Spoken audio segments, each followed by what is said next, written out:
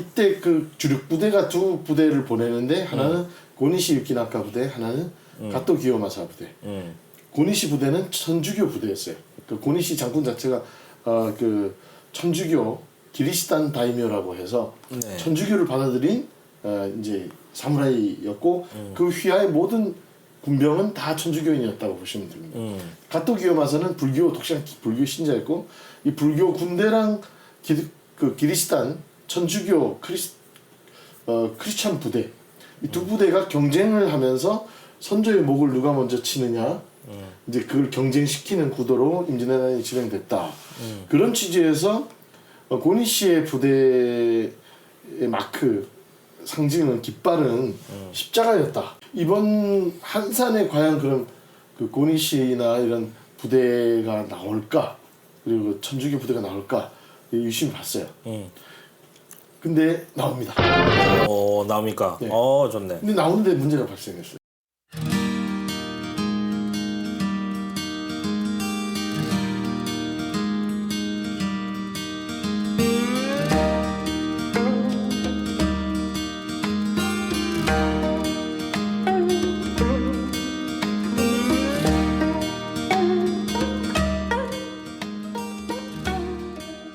한국 기독교사 토파보기 여름방학 특집 시작하도록 하겠습니다.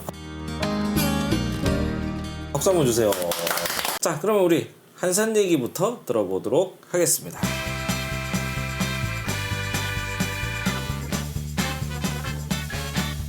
한산 보셨습니까? 아니 저는 못 봤어요. 보셨습니까? 저 봤어요. 봤어요? 네. 그럼 두 분 얘기 좀 되겠네. 우리 저기 홍 박사님이 한산을 보고 와가지고 얘기를 좀 해주실 건데 뭐 어떻게 보셨는지. 문학적으로 소감 한번. 아니 뭘 얘기를 해주셔야.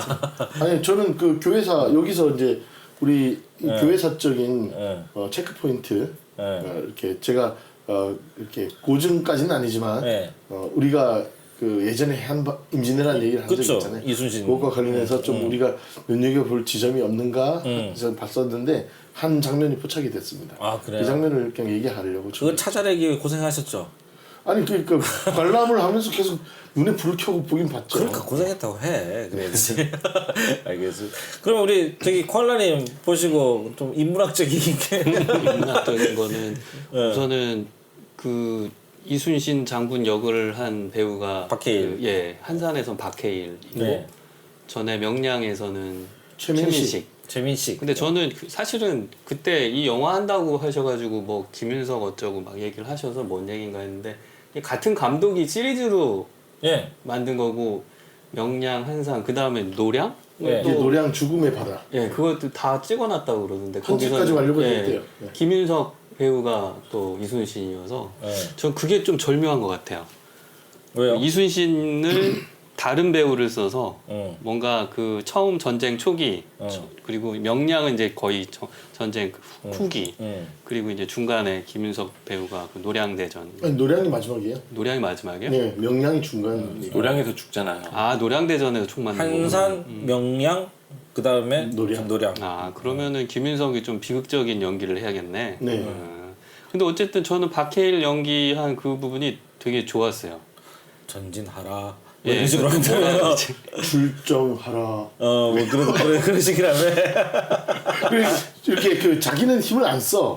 출정하라 이러면은 밑에서 출정하라 이렇게 그 밑에 그 소리 지르는 장교가 있어. 아 그렇죠. 예, 그러니까 그 장군이 굳이 소리를 지를 필요가 없잖아. 목시게. 그러니까 약간 무슨 뭐라 해야죠? 지략가 같은 그 좀 전략 전술을 짜는 어떤 그런 지장의 모습이고 막 무슨 용맹하게 막 그리고 그것도 이제 화살만 쏘잖아요. 근데 명량을 요번에 다시 그 케이블 TV에서 나와서 보니까 거기서 최민식이 막 칼 들고 막 적장 목도 자르고 막 자기 군사도 자르고 그렇게 좀 무시무시하게 나오는데 한산에선 박해일이 좀 곱게 나오더라고요. 그게 더 잘 맞는 것 같네요.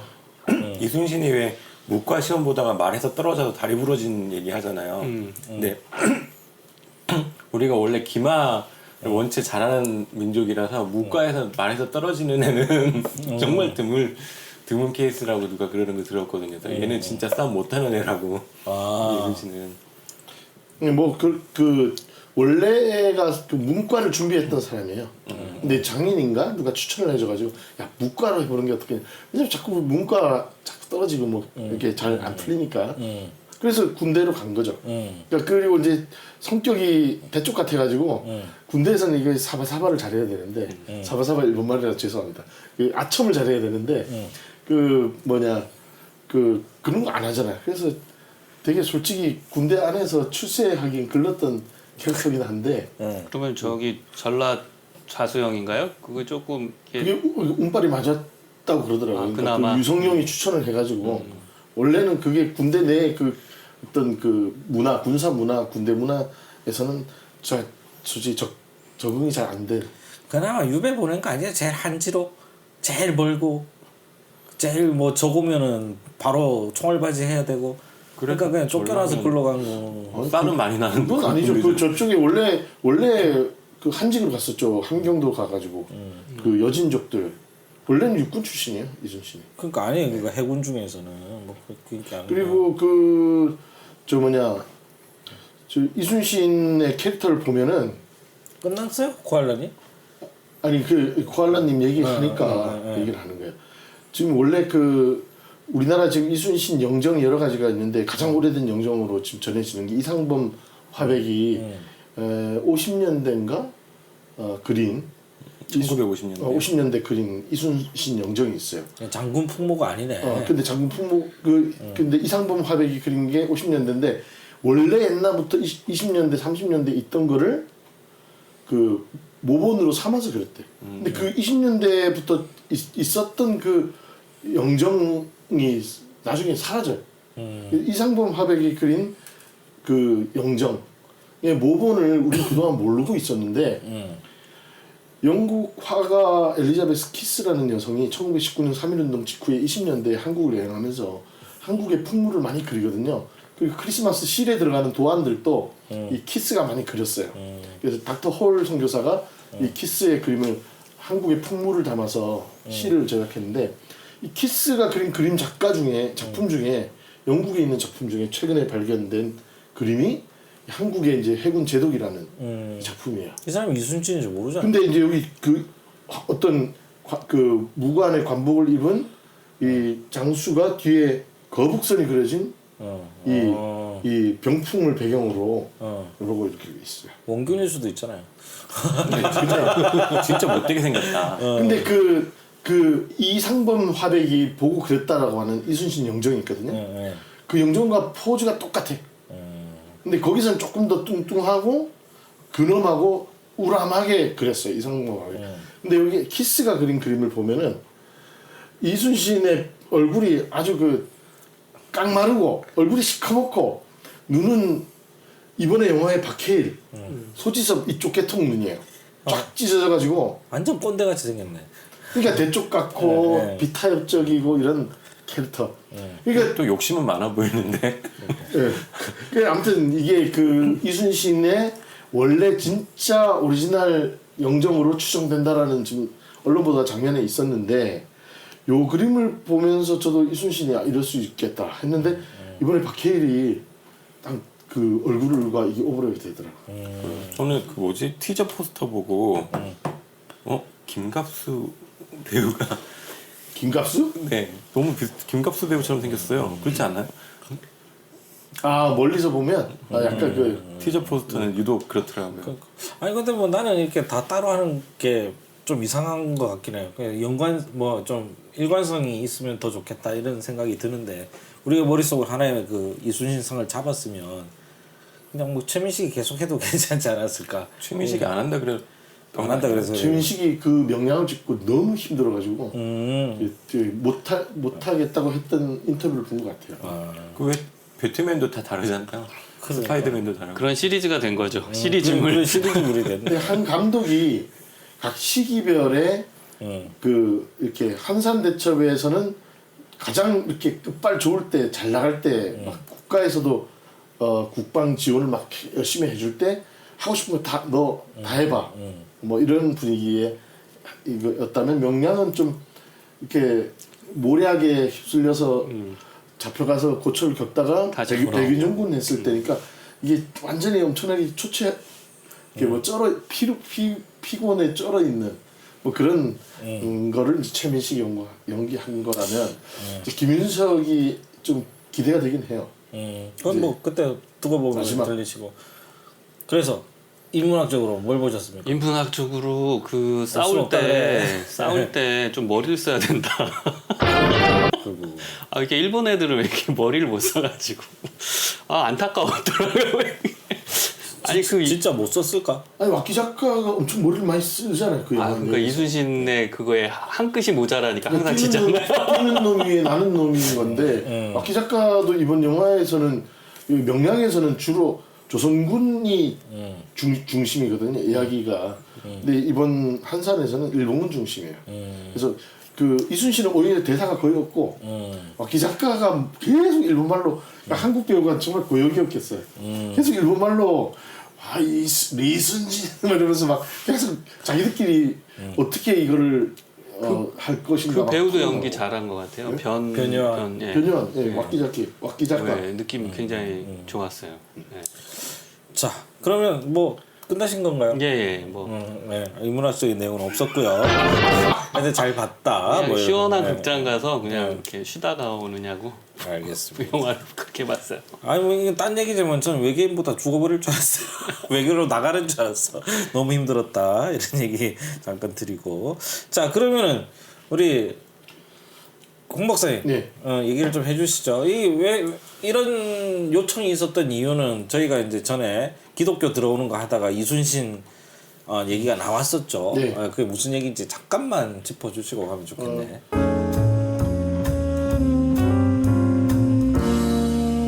결국 그 도요토미 히데요시가 일본 열도를 처음으로 통일하고 네. 이제 국내에 이제 그 응축돼 있는 사무라이들의 그 어떤 욕구 그다음에 이제 그 전쟁이 끝났기 때문에 이 그 자기한테 닥칠 수 있는 그 화기를 바깥으로 빼돌리기 위해서 네. 이제 명을 뭐 정복한다라는 명분하에 조선이 길을 열라 하면서 이제 임진왜란을 일으킨 거잖아요. 네. 이때 그 주력 부대가 두 부대를 보내는데 하나는 고니시 유키나카 부대, 하나는 가토 기요마사 부대.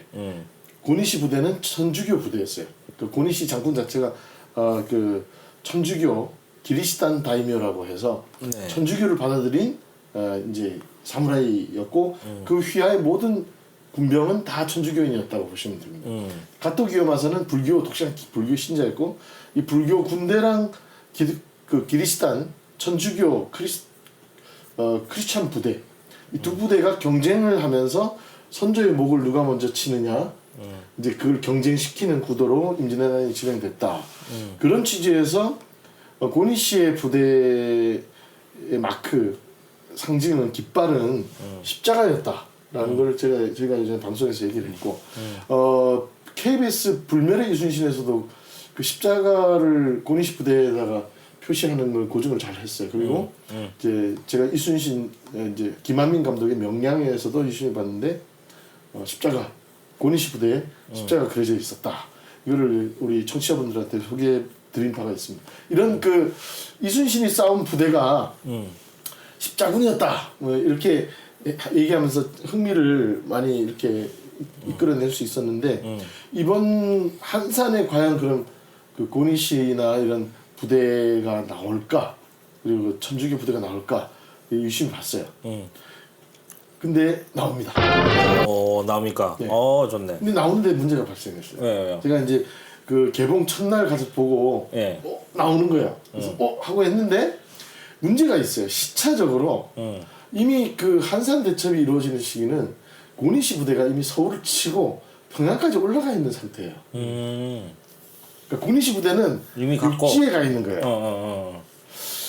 근데 이제 그 이렇게 밑에서 이순신이 갑자기 등장해서 그 해상 진출로가 차단이 되니까 네. 이제 그거를 다시 그 저 이순신을 쳐라 해가지고 도요토미 히데요시가 이제 와키자카라는 그 용인에서 1,500명 일본 왜군으로 5만 명 조선군을 무참하게 격퇴시켰던 용인 광교산 전투라고 있거든요. 네. 광교산 전투의 승전의 그 신임을 얻어서 도요토미 히데요시가 부산을 너가 맡아라 해가지고 부산으로 내려와요. 왁기 작가가. 네. 이 왁기 작가가 의기양양에서 내려왔는데 왁기 작가가 여기에서 내가 광교산 전투에서 조선군 5만 명을 섬멸시켰던 그 공 이후에 이순신까지 격퇴를 하면 나는 이제 도요토미 히데요시의 오른팔이 될 것이다라는 그 욕망 그것 때문에 이제 이번에 한산에서 그렇게 자기 욕망을 이기지 못해서 이제 결국 당하는 그 구조가 되는 건데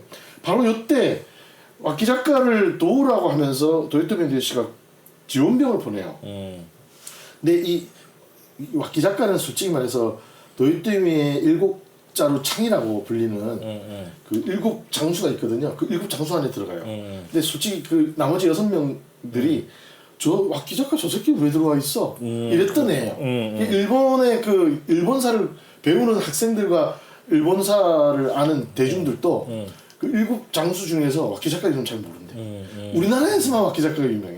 왜냐면 이순신과 한산에서 있기 때문에 우리나라에서는 유명한데 일본에서는 잘 모른대. 왜냐면 기억하고 싶지 않으니까. 그럴 수도 있지만 그 솔직히 말해서 그 뭐 체급이 중량감이 좀 떨어지는 장수인데 그 도요토미의 일곱자루 장수에 어떻게 넣어준 거예요. 도요토미가 이뻐한 거지. 그래서 다른 장수들이 싫어해. 이런 그 자기들끼리의 역학구도가 있는데 바로 이 왁기 작가가 의기양양에 있는 동네 성에 이제 가토 요시아키라는 애가 지원군으로 온단 말이야. 네. 근데 가토 요시아키가 저 새끼 저 듣보잡인데 저 새끼랑 내가 동급으로 쟤를 도와주라는 명을 받고 내가 와야 돼? 약간 그런 자존심이 상한 상태에서 동네로 오는 거예요. 그래서 둘이서 이제 신경전이 벌어지는 장면이 나와요. 그 가토 요시아키가 누구냐면 이제 한국 배우 김성균이에요. 김성균. 예. 그 응답하라에서 아니 그 예고편에 일어나가지고 삼천포 알죠, 응답하라에서 알죠. 삼천포. 예. 그 사람이 김성균이 가토 요시아키로 나온단 말이에요. 근데 바로 가토 요시아키 부대가 왁기자키 부대를 지원하기 위해서 동네성으로 배를 몰고 들어오거든요. 가토 부대가 가토 기요마사 그 집안 사람 고니시랑 하는 그 부대가 그 고니시랑 라이벌인 가토 기요마사랑 이름은 앞자가 같은데 이제 좀 다른 그 같은 집안이긴 한 것 같아요. 근데 이 사람이 가토 부대가 들어오는데 동네성으로 다 십자가를 달고 들어와. 오. 맞아. 십자가 네.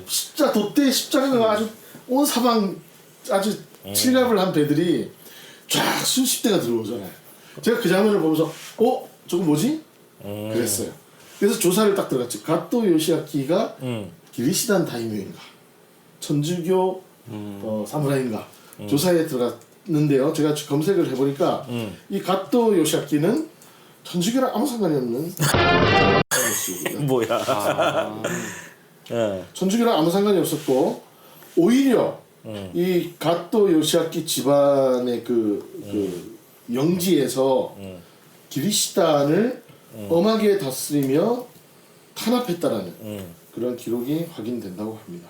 요거는 일본에 있는 홍관장한테 제가 했어요.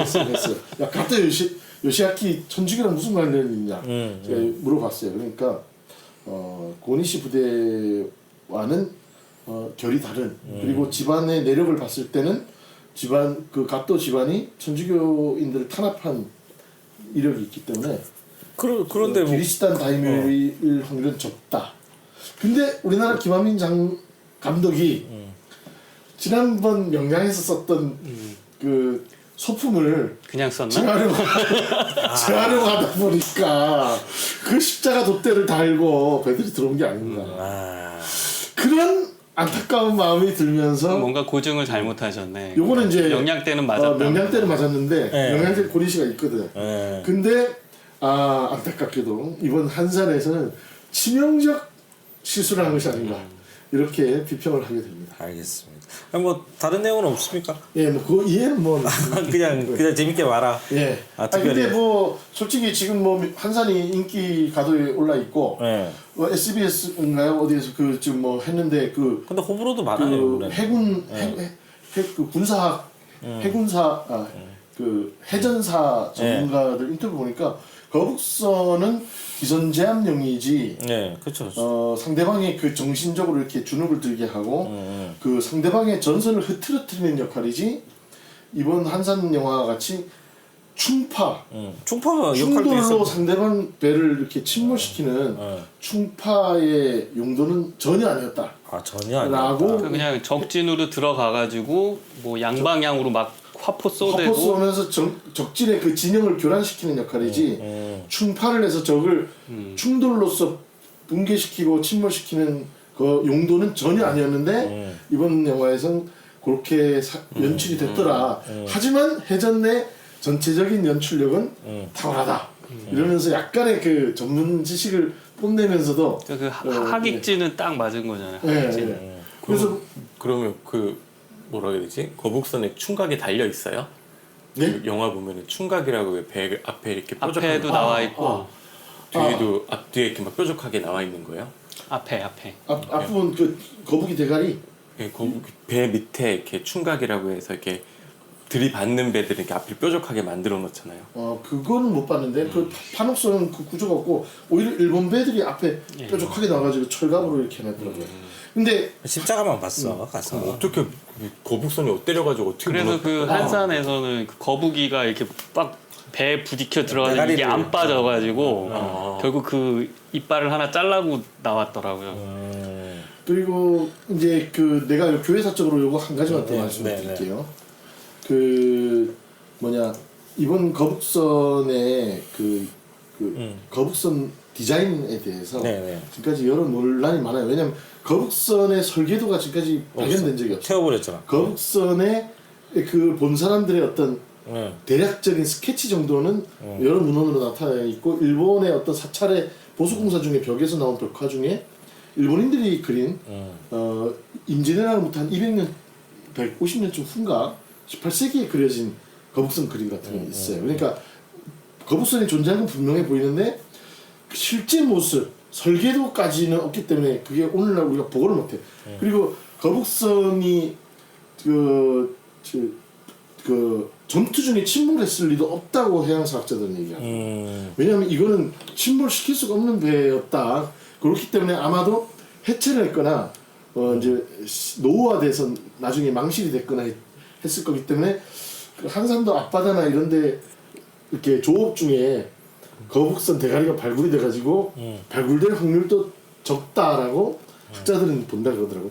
근데 이제 문제는 뭐냐면 거북선의 외관은 대충 우리가 여러 그림을 통해서 아는데 내부가 어떻게 생긴지 모르는 거예요. 그래서 지금 내부에 대해서 처음으로 설계도를 상상을 해서 그린 사람이 누구냐면은 바로 우리 너무나도 잘 아는 호레스 그랜트 언더우드 원두 선교사의 아들 장남 호레스 홀튼 언더우드 이제 언더우드 선교사의 외아들이죠. 그거 어떻게 그런데 관심이 가지? 이제 한국명이 원한경인데 이 원한경 박사가 이제 미국에 가서 교육학 그 박사를 받고 돌아와서 이제 연희전문학교 지금 연세대학교죠 교수를 하거든요. 그래서 1930년대 이제 교장이 돼요. 35년쯤인가 교장이 되잖아요. 근데 이분이 한국에서 나고 자라서 한국말을 능통하게 하는 사람이기 때문에 한국학이라는 거를 이제 연희전문학교를 중심으로 발전을 시키는데 한국의 종교와 역사와 문화 뭐 여러 가지를 이제 서양의 관점에서 연구하는 그 연구의 장으로 연희전문학교를 발전시켜요. 근데 본인도 한국학자였어요. 그래서 한국의 수렵이라든가 한국의 뭐 여러 가지 문화, 종교와 관련된 논문을 많이 썼고 대표적으로 이분이 한국학 저서가 뭐냐면 코리아 보츠 앤 십이라는 책이에요. 한국의 배와 선박들이라는 제목의 책인데 이 책을 써요. 30년대.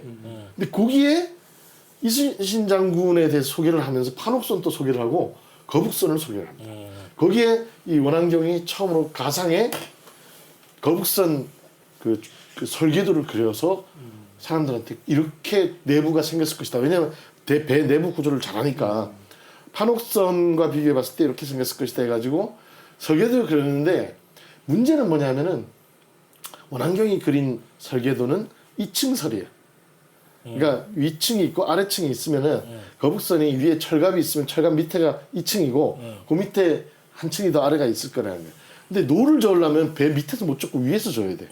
노를 위에서 저으면 노가 아래로 45도 각도로 내려가 가지고 저어야 되는데 이 노를 젓는 곳하고 대포를 쏘는 곳이 2층설의 경우에 겹친다는 거야. 그러니까 노를 젓는 벽에다가 대포까지 같이 설치해서 쏜다?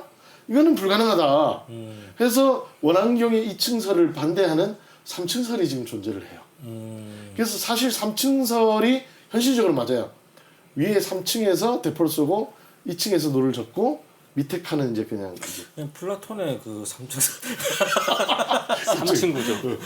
그래서 지금 현재 거북선의 내부 구조에 대한 학설은 두 가지가 대립을 하고 있는데 2층설과 3층설. 근데 바로 이 한산이라는 영화에서는 이 논란 어느 한쪽의 편을 들어주기가 이 김한민 감독도 피곤했나 봐. 1층설이구나. 그래. 아니 1층설 아니에요. 그러니까 한마디로 말해서 단층이었어.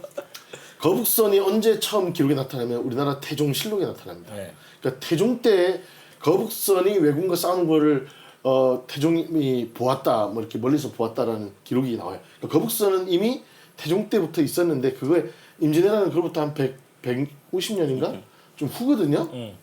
그러니까 그 동안에 거북선이라는 건 만들어졌다가 또 폐기됐다가 또 전시가 되면 또 만들기도 하고. 근데 이순신과 나대용이 바로 태종 때 있었던 구선이라는 거를 참고해가지고 현대화시킨 것이 임진왜란의 거북선이라는 거예요.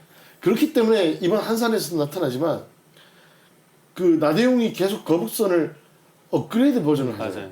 그러니까 소나타도 버전이 있잖아요. 아반떼도 버전이 있고 각 시기별 버전이 다르고 엔진 성능이라든가 디자인이 달라지듯이. 다 현대차만 얘기해요? 아니, 뭐, 내가 아는 게 현대차밖에 없어가지고. 예, 뭐 그럼 어떤 차를 얘기해? 기아. 기아는 뭐지? 기아. 카니발. 아, 이 사람들 기아 모르는구나. 예, 저는 참고로 아반떼입니다. 아무튼간에 그 시기별로 그 전투를 치르면서 문제점들이 파악이 되면 그 다음에 업그레이드 버전을 만들었을 것이라는 작가의 연출가의 상상력이 반영돼서 이 나대용이 막 옥포 해전이나 이런 데서 뭐 문제가 발생하잖아. 이게 있죠. 영화에서 이 스포일러기 때문에 이게 아니에요. 그러니까 그 거북선의 한계점들이 발견이 돼. 그래서 나대용이 이 문제를 어떻게 극복할 것인가 고민하면서 업그레이드 버전을 선보인 게 한산이야. 그렇기 때문에 구선이 거북이 구자잖아요. 네. 구 버전이 있고 신 버전이 신구선이 있는 거예요. 그래가지고 이제 이 페이스리프트. 김한민 감독은 이 2층설과 3층설을 다 수용해서 거북선의 옛날 버전하고 신식 버전을 만들어서 2층 거북선과 1층 거북선이 3층 거북선이 같이 드러나고 있습니다. 이것이 바로 이 한산 영화의 관전 중요한 포인트다. 알겠습니다. 근데 바로 이 2층설을 처음으로 세상에 알렸던 사람이 바로 미 북장로의 선교사 호레스 홀튼 언더우드. 드디어 역사 하나 연결시켰다. 와 힘드네. 드디어 하나 연결시켰어. 아까 십자가 이미 지나간 얘기라서 그건 아니고. 아 근데 이거 좀 신박하지 않아요? 와 진짜 하나 연결시켰습니다. 와 이거 연결 안 되면 어떨까 뭐 조마조마했거든 내가. 겉다리 잡고 할까봐. 그냥 잘 재밌게 보세요로 끝날까봐 완전 쫄았는데. 근데 굉장히 전문적이잖아요. 네 그러니까요. 그 원한경 박사가 쓴 코리아 보치 앤 쉽스 한국의 배와 선박들이라는 책이 있으니까 그걸 구글에서 한번 검색해 보시면. 그래서 여기만 하고 있는데 원한경 박사가 1949년에 부인이 연희전문학교 그 사택에서 이제 그때 49년이 남한 단독 정부 수립 직후잖아요. 그래서 이승만 정권 수립에 대해서 불만을 품은 남한 내 좌익 청년들이 언더우드 집에 기습을 합니다. 그래가지고 그때 연희전문 학생들도 포함된 좌익 청년들이었는데 그 원한경 집에 모윤숙도 있었고 친일파 여성들도 좀 있었다 그래요. 그래가지고 모윤숙을 죽이러 왔다가 모윤숙을 죽이러 왔다가 뭐 엉겹결에 잘못 언더우드 부인을 죽였다 뭐 이런 얘기가 있는데 아무튼 여러 설이 있습니다. 근데 원한경 부인이 제자들한테 총에 맞아 죽는 사건이 발생해요. 네. 49년에 그 쇼크를 받고 원한경이 미국으로 돌아갔다가 이제 한국 전쟁 발발 소식을 들어요. 그래서 내가 이대로 있을 수 없다 해서 다시 한국으로 들어오거든요. 그래서 바로 동네, 딱 정확하게 동네로 와서 부산의 피난민들을 구호하는 구호 사업으로 유엔군 고문관 자격으로 구호 사업을 진행하다가 과로사를 합니다. 심장 질환으로 급사를 해요. 그래서 이제 부산 유엔 묘지에 묻혀 계시다가 지금 양화진으로 이장이 됐는데 네. 이 원한경 언더우드가 부산에서 구호 사업을 하는 동안에 마지막에 필생에 자신의 작업으로 뭘 했는지 알아요? 이순신 전기를 쓰다가 갑자기 돌아가셨어요. 다 못 써. 결국 못 쓴 거죠. 그럼 유한성목도 안 나왔네요. 그러니까 그 원고가 어디로 갔는지 모르겠어요. 그거 찾으면 그러니까 박사네 바로. 제가 요즘 이제 그죠? 내한 선교사 사전이라는 거를 재능 기부로 쓰고 있는데 너도 집안은 나보고 다 쓰라 그래가지고 지금 아무튼 쓰고 있어요. 근데 왜 또 아니 당신 형도 그러더니 왜 또 재능 기부를 해? 몰라요. 그냥 아무튼 저 연구소에서 하래요 선생님들이. 근데 아무튼 몰라요. 그래서 쭉 자료를 찾아보니까 저도 잘 몰랐는데 원한경이 부산에서 죽기 직전에 마지막으로 하던 일이 이순신의 전기를 쓰는. 역시 부산입니다. 그러니까 그 전기 혹시 현재 소장처라든가 알고 계신 분은 한국 기독교 역사문화재가 기증해 주시면 박사학위 드립니다. 그 원고가만 남아 있으면 대박이네. 대박. 박사학위죠, 박사학위. 찾아서 그 연구해가지고 단독이잖아, 근데 단독. 원한경 박사 그걸 쓰다가 남은 원고가 언더도 네. 집안에 있을 수도 있으니까 한번 타진해 봐야겠네. 타진해보 뭘 근데 타진해보. 아무튼간에 원한경은 젊은 시절부터 직접 배를 건조해 가지고 이름 또 검은 오리호라고 블랙덕이라는 배를 만들어 가지고 아들인 원희랑과 함께 휴가철이면 저 황해도 작년에 소래포구에서부터 배를 몰아 가지고 서해안 지역을 직접 항해를 할 정도로 네. 이 그 선박을 사랑했어요. 그랬던 사람이 원한경 박사 언더우드 2세입니다. 알겠습니다. 자, 우리 한상과 역사에 관련된 거 좀 길었지만 어쨌든 이렇게 살펴봤고요.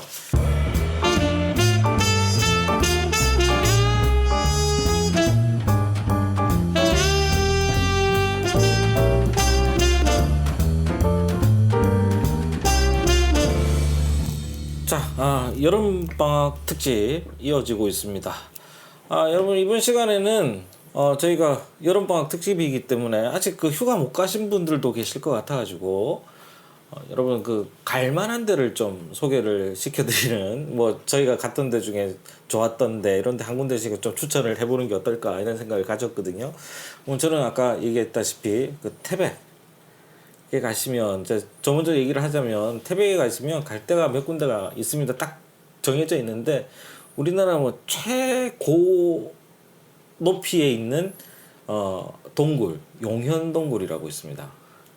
용현. 예, 용현동굴이라고 있거든요. 용현동굴을 가시면 한 40분 정도 들어갔다가 나와야 되는데 되게 시원하기도 하고 나름 그 허리도 굽혔다가 폈다가 해야 되는 그런 재미가 있는 그런 곳이기도 합니다. 그냥 용의 뭐 잠자리, 용의 뭐 침대, 거실 뭐 이래가지고 있는데 담지는 않았습니다만은 그래도 이제 용현동굴이기 때문에 용이 들어와 있던 그런 자리라고 해서 되게 볼만해요. 용이 자신을 드러냈던 곳이다 뭐 이런 뜻인가 보네. 용이 살았던 동굴 뭐 이런 뜻인가 봐요. 뭐 아무튼 현존하다. 용이 현현했던. 현현. 예. 근데 그 용현동굴 가시다가 보면 바로 옆에 뭐가 있냐면 그 거의 한 10분, 20분 거리로 그 사냥을 볼 수 있는 농장이 하나 있어요. 그 사냥 농장 이렇게 치시면 나오는데 그 농장에 가면 양이 아니라 산양이 있습니다. 거기에 가면 이제 차를 대놓고 그 언덕 위에 올라가면 태백 시내가 한눈에 보입니다. 그래서 거기서 이제 그 5,000원 주시면 양 사냥 밥이 있습니다. 그러니까 우리는 돈 내고 양 보고 돈 내고 밥도 사서 먹이고 하는 무슨 호구지식이긴 한데 올라가서 사진을 찍으면 잘 나온다. 이런 얘기가 그쪽에 있고. 사냥이 천연기념물인데. 예, 염소 닮았어요, 염소. 그러니까 진짜 천연기념물 그 사냥이? 그렇겠죠. 근데 예. 걔네들이 야생이 아니고 야생 기르는 거예요? 그냥 그 방목이에요. 그래서 다 따라와. 그럼 걔네들은 이미 이제 야생이 아니네. 그러니까요. 이 새끼들이 그냥 길목을 지키고 있어요. 더 웃겼던 게 뭐냐면 제가 영상으로도 찍어놨는데 양이 사람 다니는 길로 다닙니다. 풀로 막 산으로 안 다니고 완전히 이제 언덕인데 사람 다니는 길로 쫓아와요.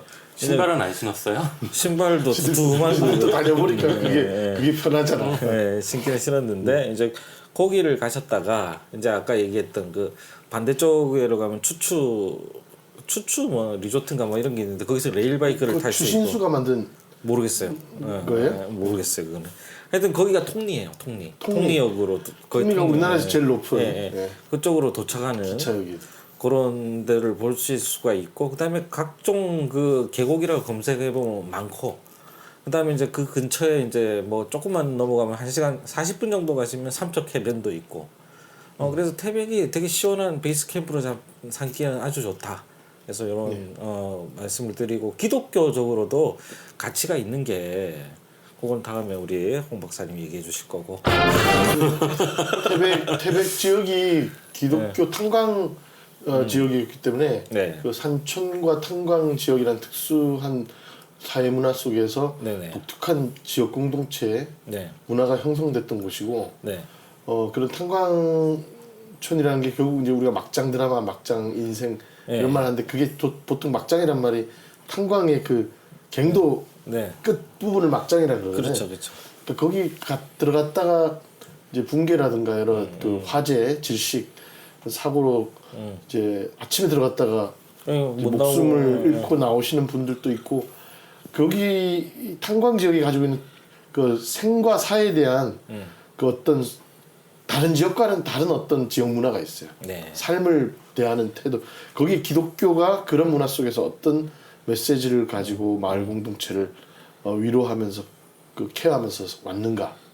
그걸 우리가 앞으로 연구를 해야 되는데 별로 연구가 안 돼 있어요. 그러니까 뭐 일단 그런 거 보러 가실 분들이 별로 없을 것 같으니 어쨌든 그렇게 가셔서 거기서 드실 만한 게 또 뭐가 있냐. 음식으로 따지면은 뭐 말씀하셨던 무슨 실비 한우. 실비 한우점 이때 못 가봤어요. 못 가봤고 또 유명한 데가 그 태백 물 닭갈비. 물닭갈비요. 예. 그게 또 그거 유명하다고. 태백이 아니고요. 사실 그거 완전 도계입니다. 태백 밑에 그 삼척 도계. 모르겠는데 태백 시내에 닭갈비 집이 많다고 하더라고요. 그 저는 도계가 원조라고 들었는데. 뭐 그 탄광 지역에 그 닭갈비하면 춘천, 홍천은 이렇게 그냥 이렇게 양념으로 거의 국물이 없잖아요. 근데 그쪽 지역은 이렇게 거의 그 자작자작. 자작자작하면서 그 뼈다구 해장국 같은 그 감자탕 같은 느낌의 닭갈비예요. 저도 지난번에 강원도 저희 집에 갔다가 도계 닭갈비라고 있어가지고 가봤는데 그 맛있더라고요. 잘 놀러 다니시네요. 저희 집 고향. 그러니까 예전에. 글비도 안 갔고 고향 갈 시간이 어디 있어요? 빨리빨리 써야지. 근데 서문도 안 써줬대. 어머나 세상에. 그거는 이제 알겠습니다. 자꾸 약점을 치거든요. 그래서 제가 드리고 싶은 얘기는 서울 쪽에서 가실 때는 영호를 통과해 가지고 그 강원도 정선에 그 하이원을 뚫고 가는 그런 뚫린 도로가 새로 생겼어요. 그래서 태백까지 각각 한 3시간이면 갑니다. 충분히 가는데 문제는 오실 때 제가 추천하는 코스는 태백에서 이제 일을 보시고 마지막에 한백산을 올라가셨다가 야생화 축제를 하거든요. 야생화를 보시고 만항제인가 거기 가면 보시고 오실 때는 영월 상동 쪽으로 영월 상동이 또 탄광촌이 있는 데거든요. 상동 쪽으로 넘어오시면 태백에서 상동 넘어오는데 그 옆에 어마어마한 계곡이 흘러내리고 있습니다. 오시면서 상동 쪽을 지나가지고 쭉 와서 영월 석항 쪽으로 지나서 김삿갓 계곡 쪽으로 오시면 그 앞에 수많은 물놀이 할 때가 있어요. 그리고 무료 노지 캠핑할 때도 많고. 네, 그쪽으로 드라이빙을 갈 때는 직진, 올 때는 그쪽으로 오시면 상당히 좋은 코스다. 그리고 마지막으로 영월 올라가서 별마루 천문대를 가시는데 천문대 안을 들어가라는 얘기가 아니라 그 바로 옆에 그 패러글라이딩 활공장이 있습니다. 그 활공장 꼭대기에 올라가면 한눈에 쫙 펼쳐 보이는 그 놀라운 장면을 목격하실 수 있을 건데 그것까지 보시고 서울까지 1시간 반에서 2시간. 그리고 뭐 경기도 지역까지는 1시간 반 정도면 모두 들어오게 되니까 요 코스 저는 추천하는 바입니다. 네. 자, 우리 뭐 또 다른 분 뭐 추천할 만한 코스 있습니까? 아니, 저는 저기 그 한산 영화를 아이도 그렇고 저도 그렇고 되게 재미나게 봐서 당신은 몽골을 추천해야 될 거 아니에요? 저 여수나 통영을 한번 가볼까.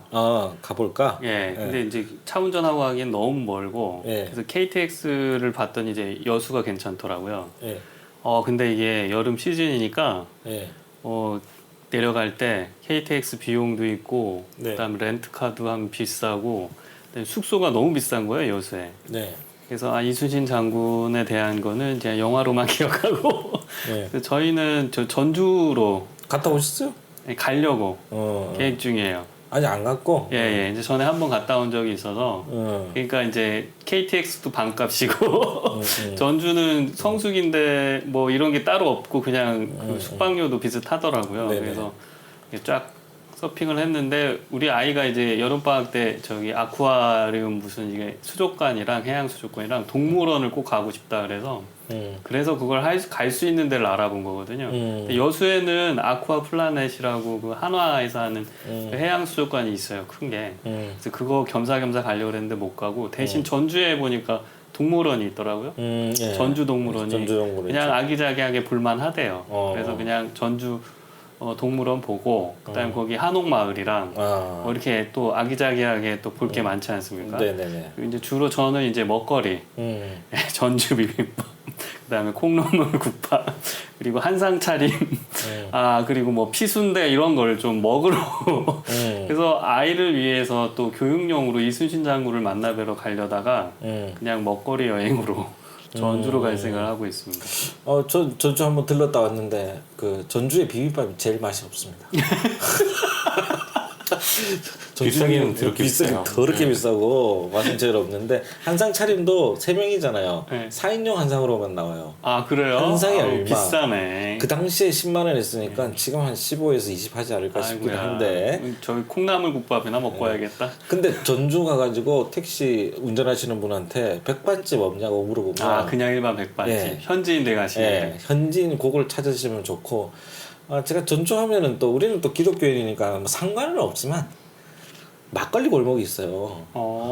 그 좀 저기 알려줘요. 예, 막걸리 골목이 있는데 우리는 막걸리를 안 먹지만 막걸리를 시키면 상이 한 부러지게 나옵니다. 그래서 안 먹고 옆에 있는 사람 주면 돼요 막걸리를. 그렇지. 그리고 또 한 개를 시키면 2차로 또 쌓아서 또 나와요. 맞아 이렇게 위에 얹혀서 네, 나오는데. 얹혀서 나오는 거. 그래서 우리는 반찬만 먹고 위에다 깔아 또 위에다 깔고. 한국에서 술 먹으면 지옥 가니까.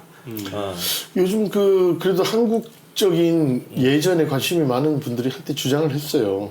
주장을 했다고. 그 막걸리로 성찬례를 하고요. 네, 그렇죠. 성찬례를 막걸리로 하고 절편을 이렇게 잘 썰어가지고 그걸 이렇게 뭐죠 떡으로 하자라는 주장이 있었습니다. 근데 그거를 지금 그 우리 때잖아요, 우리 때. 요즘 시연하는 기회가 있나 예배학 모르겠어요. 시간에 그렇게 했다가 우리 때 그걸 한 적 있어요? 나는 이제 4학년까지 공부하고 갔으니까 네. 아마 나 4학년까지 공부하고 갈 때 그때 그렇게 이제 조별로 그거를 하는데 성찬례를 그렇게 한 조가 있었어요. 조가 있었어. 근데 먹고 수업 시간에 막걸리를 폈구만. 근데 교수님이 이게 피 색깔이 아니라고 맞아. 이분은 이차돈입니다. 감전됐어. 우리도 아니 막걸리를 이차돈이 흰 피를 요즘 했잖아요. 복분자 막걸리 복분자 막걸리. 네. 그때는 없었다니까. 아쉽네. 복분자 막걸리로 하면 되네. 빨리 붉은 수름 하니까 네네. 피의 의미가 상징이 되겠네. 또 지금 뭐 농도가 안 맞다는 돈 그러겠지. 이거 걸쭉하잖아요. 이거 당뇨 걸린 피다. 그래서 그거 추천할 만하다. 그 우리는 뭐 전주에 가면 전주 막걸리 골목이 있다. 이거 예. 추천해드리고. 우리 뭐 손 박사님 뭐 어디? 지금 전국에 아니 좀 이렇게 지역 안배는 좀 해야지. 여기는 강원도, 네. 태백, 네. 여기는 전라북도 전주. 네. 좀 약간 전국으로. 아니야. 같은 데 중에 좋은 데 하면 돼. 아니면 가보고 싶은데. 근래 계속해서 기독교 박물관들이 자꾸 이렇게 개관들을 하고 있는데요. 가장 최근에 개관한 게 이제 강화도에 있어요. 올해 3월에 강화 기독교 역사기념관이라고. 강화 너무 좀 서울에 계신 분들이 가기에는 조금 하긴 지방에 계신 분들이 있으니까. 당일치기로 부담 없이 하루 갔다 오긴 좋아요. 네, 가면 또 이제 볼만한 것들이 강화에는 꽤 많잖아요. 네, 그렇죠. 네. 그 먹거리가 좀 애매하긴 하다. 강화 꽃게탕. 꽃게탕. 네. 꽃게탕 말고 또 있죠. 젖국갈비. 국갈비. 순무김치. 순무김치는 그 강화도 그 하나로마트에서 그 25,000원짜리 하는 거 사오면 돼요. 저 저번에 샀는데 그 맛있어. 순무가 되게 뭐라 이제 허벅허벅하다. 그거는 이제 바람든 물을 네, 써가지고 네, 그래. 네, 네. 그러니까 하나로마트에서 사야 돼. 저 길가에서 파는 거 사면 안 되고 네. 하나로마트 거를 사면 알이 꽉 차가지고 아작아작 씹히는 걸로 잘 내가 여기저기 사봤는데 하나만 특히 좋아요. 알겠어. 거기 인삼 막걸리나 인삼 동동주 뭐 이런 거 있어요. 우리 맛있어요. 못 먹잖아 우리가. 아니, 그러니까 사다가 이제 근데 순무랑 같이 이렇게 드시라고 누군가 아니 약으로 드리면 먹으면 되니까. 이제 먹을 수 있겠네. 못 먹잖아요. 술 어떻게 먹어? 목사들이. 자 우리 그러면 자, 벌써 다 얘기했어. 끝난 거야? 강화도? 그 강화도 그 박물관 새로 열었으니까 거기도 한번 들러보시고요. 뭐 네. 강화 옥성당이나 뭐 수리성당 되게 유명한 곳이기도 하고 그리고 이제는 교산교회. 예 교산교회도 가보지 말고 이제는 그 교동선도 네. 예, 육로로 연결되어서 들어갈 수 있으니까 편하게 둘러보시고 나올 수 있어서 네. 당일치기 여행 괜찮을 것 같고요. 네. 네. 교동하고 성모도가 다 옛날에 배 타고 들어가던 곳인데 지금은 다리가 연결돼가지고 예, 그러니까 다 이제 갈 수 있어요. 배 끊겼다고 자고 가자 이런 건 안 되지만 네 그래도 뭐, 옆에 그 보름도나 주문도 이런 데 가야지. 네. 배 끊겼다고 하는 데. 하여튼 강화도 좋아해 이 양반들. 네, 그리고 저 그 전망대 통일 전망대도 꽤 북한 지역을 내려다볼 수 있어서 다양한 경험들을 그냥 간단하게 하고 오시기 좋죠. 네. 그래도 여름 휴가인데 또 강화도 가라 이러면 조금 서울에 근데 계신 분들은 지금 말한 거기 성모동가 교동동가 거기에 또 바다 그 해수욕장이 있어요. 좋아요. 괜찮아요. 그래요. 성모도에도 해변이 하나 있고 강화 본도에도 그 저기 거기 그 백사장 해수욕장 아니 백사장은 이제 안면도구나. 아무튼 해수욕장이 있는데 강화도는 뭐 그렇게 해수욕하기에는 갯벌 체험하기 참 좋습니다. 그리고 그 루찌 루찌. 예, 루찌 아이들 되게 좋아할 거예요. 그러니까요. 예. 저번에 루찌 타다 하면 죽었잖아.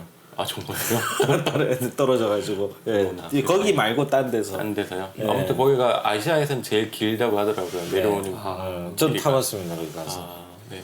그럼 무슨 목사님들이 거기를 꼭 가자 그래서 갔더니 루치 타러 간 거였어. 하여튼 뭐 그 정도 강화 좋으시고 원래 우리 손 박사님이 지금 뭐 말을 못해서 그런데 어디가 좋아요? 뭐 몰디브 뭐 이런 데 얘기하시는 분인데. 자, 몰디브는 안 가봤고요. 뭐 괌이라든가 국내 말할 데가 없는 거요.